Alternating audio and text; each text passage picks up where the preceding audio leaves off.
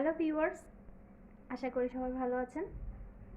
আজকে আমি আপনাদের সাথে শেয়ার করব একটি ভিন্ন স্বাদের ইউনিক রেসিপি, জলপাই দিয়ে পাবদা মাছের টক।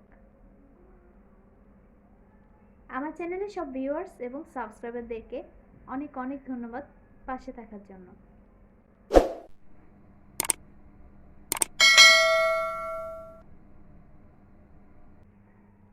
জলপাই দিয়ে পাবদা মাছের টক রান্না করার জন্য আমি 12টি পাবদা মাছ নিয়ে নিয়েছি আর 5টি জলপাই নিয়ে নিয়েছি। জলপাইগুলো এখন খোসা ছাড়িয়ে কয়েক টুকরো করে নেব। জলপাইগুলো আমি এভাবে টুকরো করে কেটে নিয়েছি। চুলায় একটি প্যান প্রিহিট করে নিয়েছি। দিয়ে দিচ্ছি 1 চা চামচ রান্নার তেল। তেল গরম হয়ে গেলে অ্যাড করে দিচ্ছি কুচি করে কাটা একটি মিডিয়াম সাইজের পেঁয়াজ। ফ্রাই করে নিচ্ছি।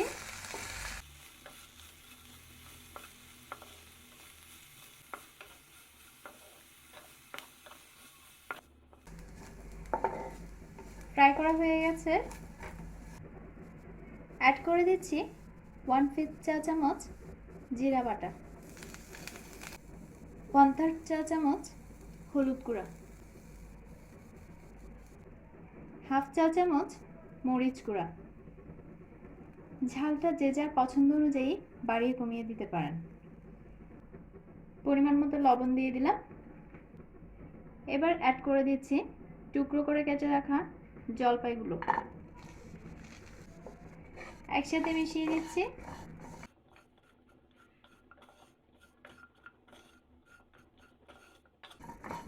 এবার অ্যাড করে দিচ্ছি পরিমাণ মতো পানি।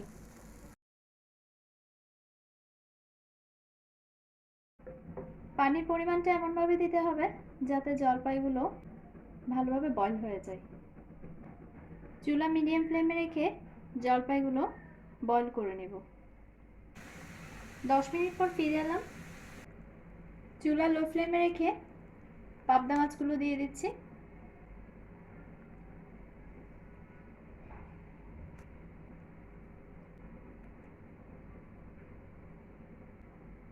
আলতো হাতে মিশিয়ে নিচ্ছি। খুব বেশি নাড়াচাড়া করা যাবে না।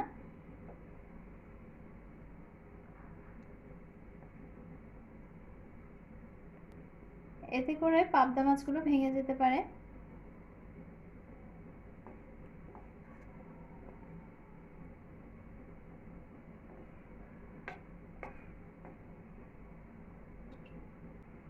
একটি কাঁচা মরিচ 2 টুকরো করে দিয়ে দিলাম। চুলা মিডিয়াম ফ্লেমে রেখে পাবদা মাছগুলো বয়েল হওয়া পর্যন্ত জাল করে নেব।